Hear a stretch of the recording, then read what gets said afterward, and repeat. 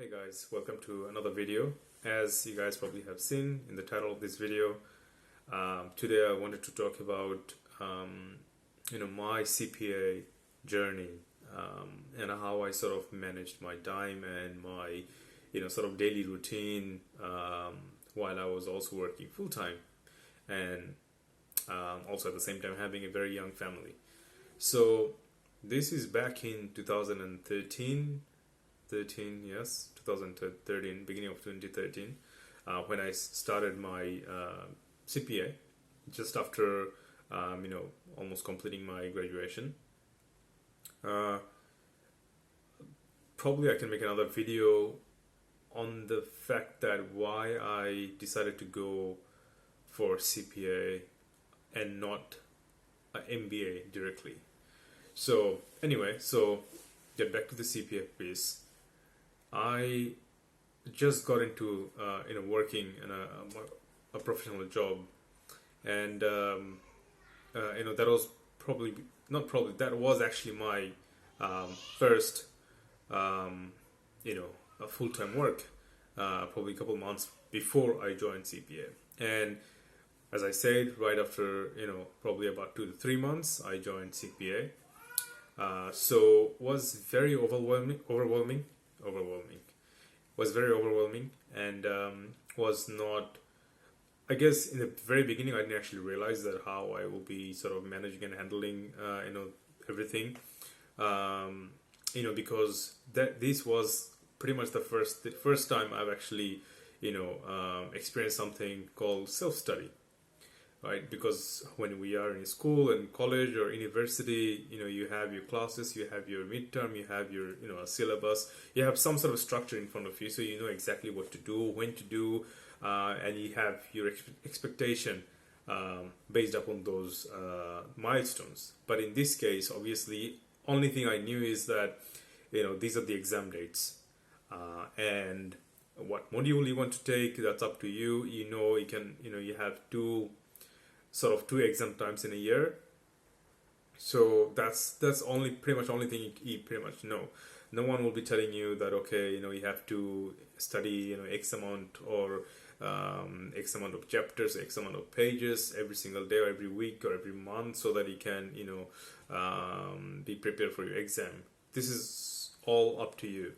So I think on my another video I've sort of explained my preparation for the exam, because that's the only goal you're targeting. So you can watch that to understand what I sort of did and what my learning curves literally and my experience with the exams and exam preparation. So on this video, I mainly want to focus on my daily schedule, like what I have sort of done and how I sort of learned what to do and to do things better.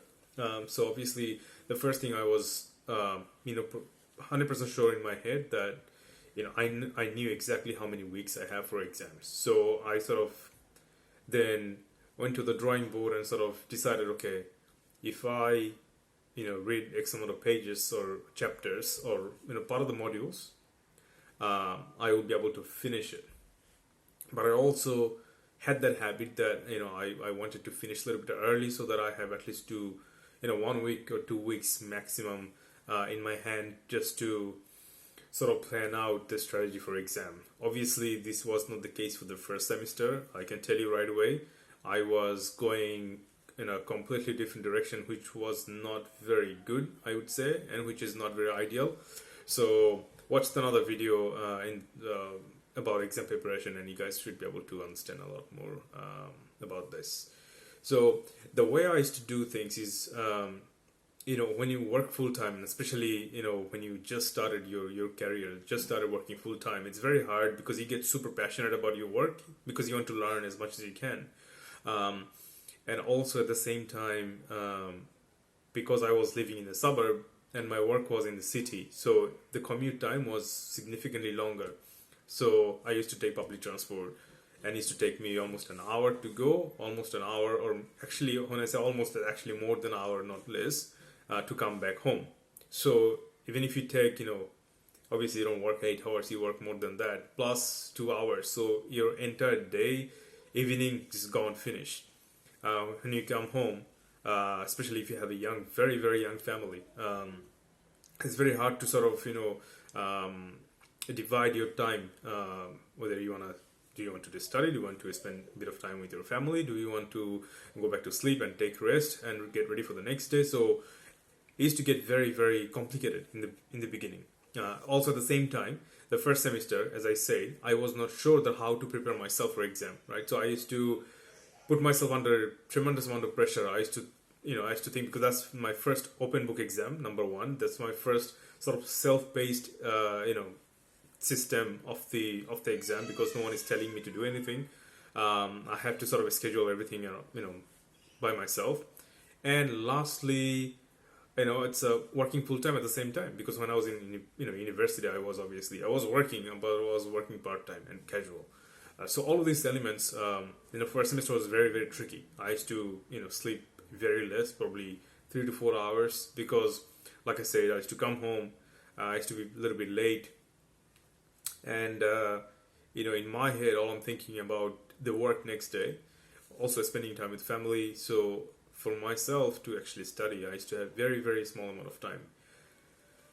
Long story short, so from the second semester, I decided that this is not a sustainable way. So what I started doing is I started to, utilize my, I don't want to use the word leisure time, but I started to utilize the unproductive time. Let's just say in that way. So say for example, train, commute. I used to take train, right? So going in and coming back, almost 1.5 plus 1.5, around 3 hours. So I used to utilize that 3 hours as best as I could during those days, right? So it used to give me a very solid, even if you take probably half an hour out of that 3 hours, 2.5 hours to 2 to 2.5 hours, you're actually studying every single day just in train, right? So that's one part. Second part, what I used to do is I used to lunch break. During the lunch break, I used to, eat something very quickly, something which is obviously looking after my health. Eating something which is easy, and utilize the rest of the time to actually study. Even if I would, do probably half an hour, 40 minutes study, I would be very, very happy. So these two habits I started to, I sort of, I habituated within my schedule very quickly. Next thing was to not have a set time. So in my first semester, I used to have a set time that, after doing X, Y, and Z, I will then have, 1 hour block, and then that's the hour I will be studying. So what I then did from my second semester is I sort of broke that, that mental structure. So I used to, whenever I can, study 15 minutes, 20 minutes, doesn't matter, I was doing it, rather than having a specific time block for my study.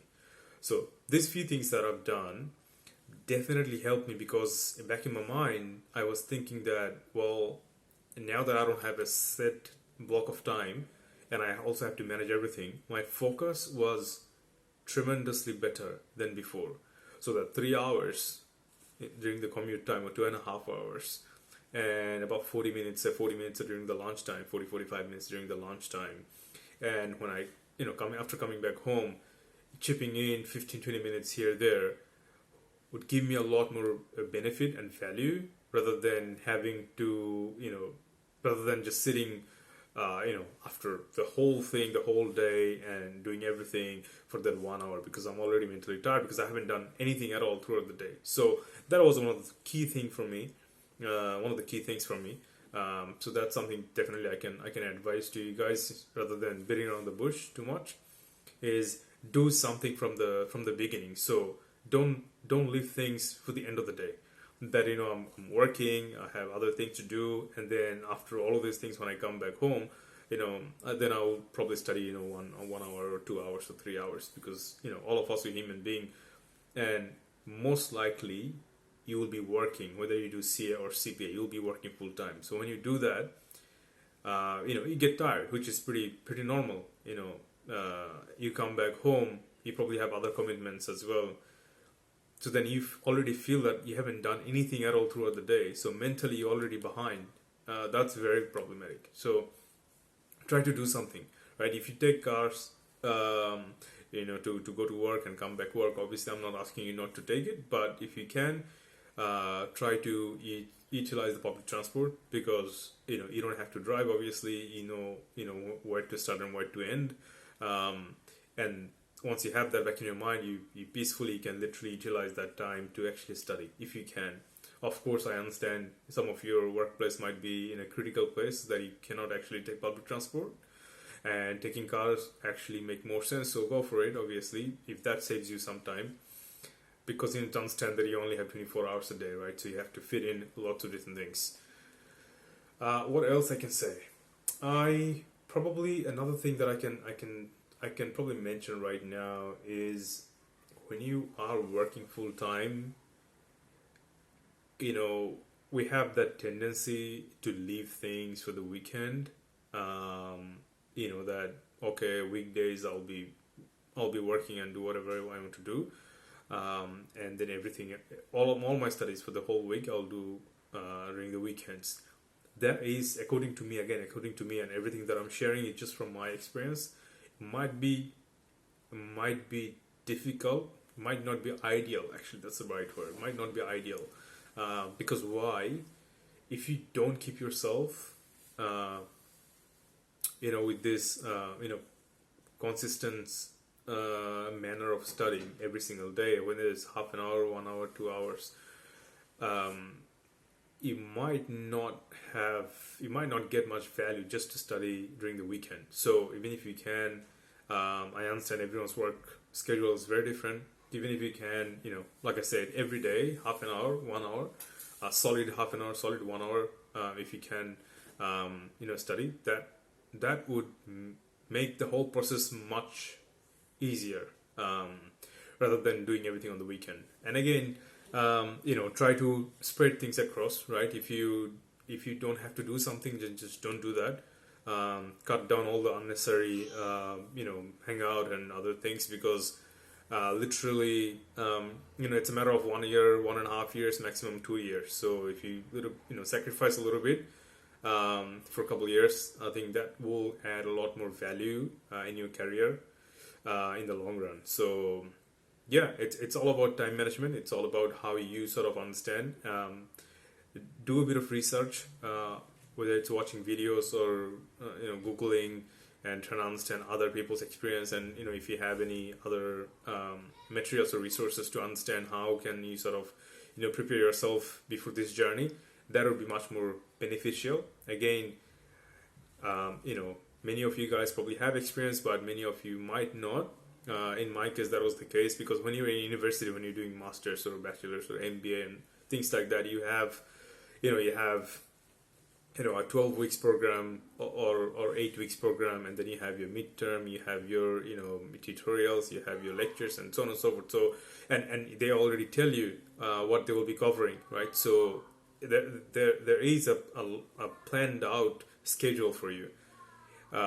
Professional certification, normally it's very open, it's very flat. You know the exam date, your beginning of the term, that's all you pretty much know, and you have to plan around by yourself. You need to create your own strategy. So plan things around. Again, you can trial and error. Do the first semester with one strategy. If that works, then try to make it better in the second and third. And if it doesn't work in the first semester, the plan that you have in the first semester, then try to think about it within that gap. I think about 2-3 weeks gap, every personal certification program will give you. So within that 2-3 weeks, try a different strategy. Make sure you don't get burnt out. Make sure you have time for everything else. Don't just work full time and then come home and all I do is just study. Don't do that, because that's gonna be dangerous for you, right? So again, I know this message, I think, very very generalistic message. Just wanted to share my experience, but if you guys have any specific question, feel free to ask me in the comment section, and I would be happy to answer. And yeah, I'll catch you guys in the next video. Thank you for watching.